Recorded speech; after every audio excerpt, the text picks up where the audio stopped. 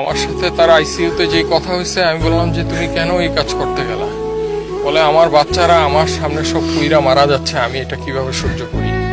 আমি সর্বোচ্চ চেষ্টা করছি বাচ্চাদের, কিছু বাচ্চা বের করছি, আরো কিছু বাচ্চা বের করতে গেছি, এমন সময় এক্সপ্লোশন আরো জোরে হয়ে আমি আর কিছু জানি না।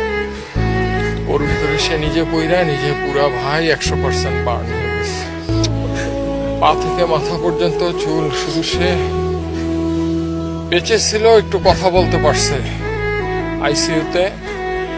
তারা যখন চিকিৎসা নিছে এবং তাকে যখন লাইফ সাপোর্টে নেওয়ার আগ পর্যন্ত সে লাস্টে একটা কথাই বলছে যে আমার হাতটা একটু, ডান হাতটা দিয়ে বলছে আমাকে একটু শক্ত করে ধরো ডান হাতটা।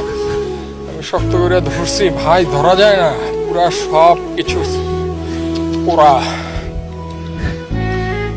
বুকের এইখানে নিয়ে বললো তোমার সাথে আমার আর দেখা হবে না।